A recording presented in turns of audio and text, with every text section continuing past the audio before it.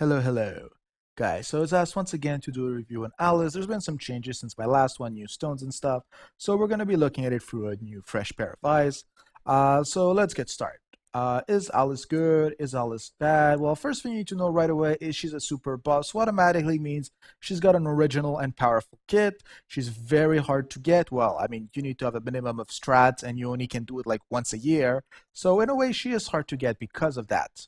Um, so let's look at her stats. Again, these are not the full stats because she's that rare. I'm not even gonna really waste so much time looking at them. I don't fully trust this. All you need to know is she has good power, good technique, good decent speed, and we're gonna be playing around that. But none of this really matters because of how her kit works and how we're gonna be stoning her. So let's get started. First one is increase reflex of dart players by 40%. Don't waste your time running this as an ace. It's honestly atrocious. That's the one of the two bad things of her kit. The second bad thing in her kit is that active decrease the action speed by 60%, reflex by 60% of one player within the position for 8 minutes. Now, you can use this very powerfully if you're doing this in manual, but in automatic, it's just not worth it. She's going to be wasting an entire bar of spirit to usually try to do this either on a goalkeeper or on someone completely random. It's just not worth it most of the time. So this is the skill that I will always tell you to max out last. Then here's when the entire cool stuff begins. Decrease critical rate and reflex of enemy team by 15% for 45 minutes of an action. Be aware that since this is a debuff, when the opponent dies, they lose it. But this is very powerful just because a 45% reflect advantage on all lines is ridiculously powerful. And if you have a utility front, this is going to allow you to take the ball. And in the back line, this is going to be huge help to critical resistance. So in both lines, it's very powerful. Most people usually run her mid. A few people try to run her back, but it's really up to you. And you need to know what you're doing if you're putting her back. Black Swamp 2. Decrease the max life by 25%, action speed by 25% of enemy within position. This is why I was saying earlier her speed is not that important just because she gives a 25% debuff. But of course we're going to be increasing it because Creepy Puppet Act is just so OP. So decreasing life, especially if you're going to be combining this with what we consider the Mono Dark meta, who's basically meta Celestia Alice. Both of them are going to be reducing the midline's life by 45%, who's just going to be completely OP and you can walk through them. If they don't reflex you, who they can't because of creepy puppets. So this is kind of the gig you're going to be running, and well, they're slow. So you're lowering risks of anything bad happening to you as always. Now this was a skill who used to be pretty good, then got changed. Now the new one's actually much better for Alice, just not as good for line. It's no longer a line buffer. But it does increase action speed by 25%, decrease incoming damage by 30%.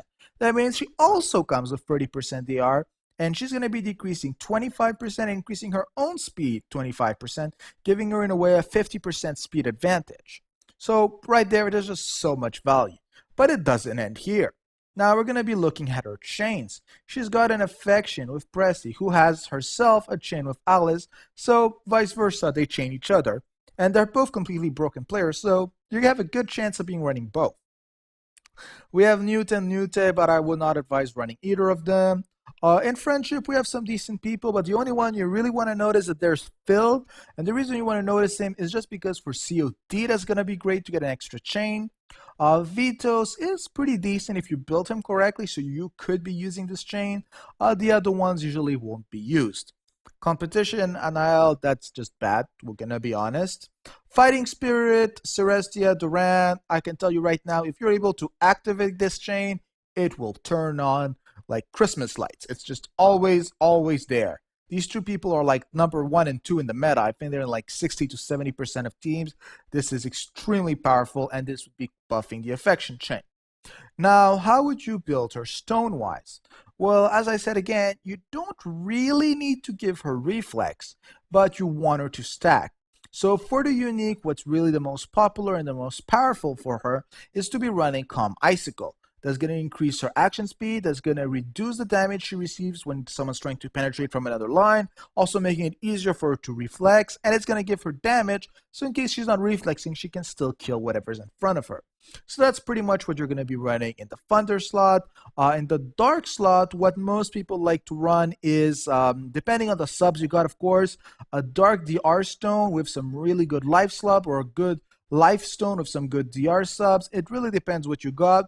Most people are going to go with the Dark Life Stone just because it's less complicated. For Ardor, now this is where it's a bit more up to you.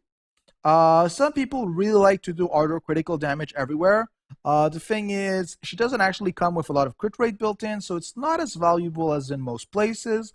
Ardor Dribble is pretty nice. Ardor Reflex, if you just feel you need that extra reflex, both of those are going to be some great slots just because they also have some great passives in them. One generates Spirit, and the other one's going to give her even more critical resistance. In Prime slot, though, I would advise trying to at least stick one Reflex Stone on her, just because it does take a little bit of time to stack. So I would say just go for a light Reflex Stone to get that extra Spirit. And on top of it, if she wastes and you don't like seeing that +5 and you give her her active points, it's always good to have a bit more Spirit. No one ever said no to that. Overall, how would you be using her? In PvE, she's pretty decent if you're trying to counter the fact that they're able to crit. That and a decently critical resistant goalkeeper will pretty much mean you don't care about critical damage. All of her reflex debuff are extremely powerful if you have a speed front. The idea would be that you would put her in midline, put all the debuffs. They're never going to be able to reflex you anymore. You can throw the ball forward, shoot, steal, shoot, steal, shoot. If you're able to do the stuff correctly, plus if you combine that with a Celestia active, they might even be able to steal and shoot 6 to 7 times. Of course, this does require a certain level of investment, some speed in the front, a good striker, maybe running something that gives him more action bar when he shoots, but there is a huge amount of potential. And in PvP, well, the reflex value speaks for itself. This is truly where she's going to shine in PvP. Decreasing reflex and critical rate, who's something that is major in PvP, is going to have a huge value. And on top of it, she's pretty decent at stealing herself, so it should all work out. So again, if anyone has questions, comments about her, write something in the comments below. And have a good day, guys.